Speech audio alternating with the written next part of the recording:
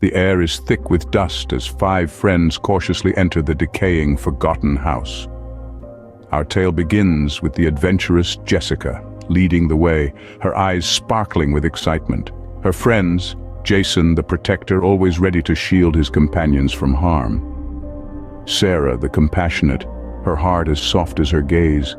Amy the skeptic, quick to question and slow to believe. And Mike, the jokester, the one to keep spirits high when fear threatens to consume.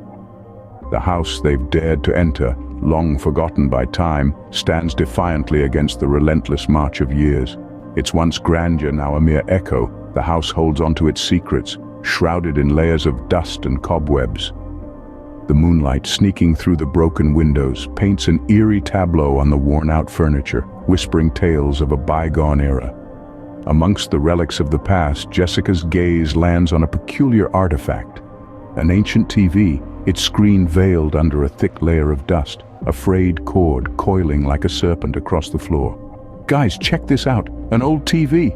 Let's see if it works," she exclaims, her voice breaking the heavy silence that the house seemed to hold in its breath. The friends gather around, their curiosity piqued. As Jessica plugs in the TV, the room fills with the crackle of electricity. The screen flickers to life, revealing a distorted image that dances in the gloom. An unexpected guest joins this gathering of friends, a hushed whisper that emanates from the speakers, its words indiscernible, yet its presence undeniably unsettling. Unease tugs at the corners of their smiles, their eyes meeting in silent questions. Yet they stand their ground, the lure of the unknown holding them captive. Their journey into the heart of the forgotten house has just begun, and little do they know the whisper from the TV is but the first note in the symphony of horror that awaits them. Suddenly, a hushed whisper emanates from the speakers. The image flickers, and a chilling story begins to unfold. A tale of betrayal, despair, and gruesome ends. As the friends gather around the ancient television set, the static clears, and a scene materializes on the screen. A story of a once joyful family, torn asunder by deceit and treachery, echoes through the room. The images are stark, the narrative haunting, but what truly sends shivers down their spines is the uncanny familiarity of their surroundings to the ones portrayed on the screen. The tale takes a darker turn. A brother betrays a brother, the ties of blood proving weaker than the lure of power. The house, once filled with laughter, now resonates with the echoes of despair. A sudden shudder passes through the group as they exchange disconcerted glances. Could this tale of betrayal be a reflection of their own fate? As the flickering light of the television illuminates their faces, a new story begins. This one is of love lost and hearts shattered. A young woman, her face a mask of sorrow, walks through the very room they now occupy. Her eyes, filled with a desolation so profound, mirror the house's decay. The friends, riveted by the unfolding drama, are gripped by an uneasy realization. The stories on the screen are not just tales. They are echoes of the past, reverberating in the present. The TV's whispers grow louder, a symphony of forgotten voices filling the room. The friends' laughter fades, replaced by an oppressive silence. The tales continue, each more horrifying than the last. A story of a child consumed by an unseen entity. A tale of a man driven to madness by the whispers of the house. Each narrative mirrors their surroundings, blurring the lines between the world on the screen and their reality.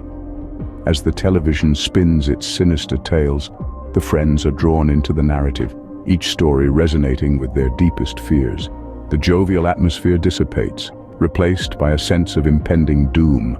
The realization dawns on them. They are not mere spectators to these tales of horror. They are the characters, their fate intertwined with the forgotten souls on the screen. The laughter dies down, replaced by an eerie silence. The television's light flickers, casting dancing shadows on their pale faces. Their hearts pound in unison, a chilling symphony in the oppressive quiet. The whispers grow louder, their words weaving a tapestry of fear and dread. The friends panic, realizing that each story on the TV foretells a horrifying fate for one of them. Each tale, each whisper seems to be a harbinger of doom, a premonition of their impending fate. The room grows colder, the shadows deeper, and the whispers louder as they stand rooted in place, trapped in the chilling grip of the TV's tail. Opening. As the TV spins its twisted tales, the friends desperately try to escape their doomed destinies. The ancient television, an uncanny oracle in the dust-laden living room, continues to spin its wretched tales. Each story, a ghastly prophecy, is like a chilling gust of wind that cuts through the room. The friends, once filled with youthful curiosity, now find themselves ensnared in a web of terror, their bravado replaced with fear. Amy, the skeptic, always had a knack for dismissing the unexplainable. She was the first to meet her end in the house's cold, damp basement. A tale of spectral vengeance had played out on the TV, and Amy, in an eerie reflection, was claimed by unseen forces. She had laughed off the idea of vengeful spirits, yet her scoffs turned into screams, lost in the basement's abyss. Next was Mike, the joker of the group, always ready with a quip to lighten the mood. His laughter, however, was silenced in the attic, mirroring a story of a dark entity that fed off joy. The attic, once a place of forgotten memories, became a stage for his vanishing act. His laughter echoed one last time before it was swallowed by an oppressive silence. Then came Jason, the group's guardian, always looking out for his friends. He fell prey to echoes of treachery in the hallway. The TV had spun a tale of a protector brought low by deceit, and Jason, in a cruel twist of fate, found himself ensnared in a similar tragic plot. His trust, his shield, was shattered, leaving him defenseless against the house's malevolent forces. Sarah, the compassionate one, was always ready to lend a comforting hand. She met her end in the kitchen, her demise echoing a story of sacrifice and loss that had played out on the TV. Her kindness, which had always been her strength, became her downfall in this twisted game of fate. One by one, the friends fall, their ends uncannily mirroring the stories told by the ancient television. Each tale, a chilling prelude to their fate, a horrifying prophecy that they couldn't escape. The house, a forgotten relic, becomes a stage for their demise, its eerie silence punctuated by the television's whispers. Only Jessica remains. The adventurous leader, the one who led them into this forgotten house, is now left alone. Her friends, her comrades in this adventure, have been claimed by the house. Their laughter, their camaraderie, their shared dreams, now just echoes in the dust-filled rooms. She stands in the living room, the glow from the TV casting long, dancing shadows. The whispers from the TV have ceased, replaced by an oppressive silence that weighs heavily on her. The realization hits her like a cold gust of wind. The stories on the TV have become their inescapable fate. She's left alone in the house, her friends' voices now just echoes that haunt the rooms. The whispers from the TV, once dismissed as a curiosity, have come to pass. The house, seemingly benign at first, has revealed its true nature, claiming its toll. Jessica is left to grapple with the harsh reality.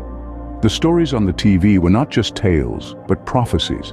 The house, forgotten by time, had not forgotten its macabre purpose. It had claimed her friends one by one, their ends mirroring the stories on the TV. In the end, Jessica is left alone, the house's final whisper resonating in her mind. Her friends, claimed by the house, have left her in this labyrinth of horror. The house, an ancient entity, has spun its tales, dictating their fate from the moment they stepped in. Closing. Only Jessica remains, haunted by the realization that the stories on the TV have become their inexorable fate. Jessica stumbles back, tears streaming down her face as the TV screen flickers to black. The room, once filled with the laughter of friends, is now oppressive, with a silence that chills her to the bone. The air, heavy with the scent of dust and fear, seems to press down upon her, a grim reminder of the inescapable reality that has now unfolded. Suddenly, the television crackles to life once more, the screen an abyss of static.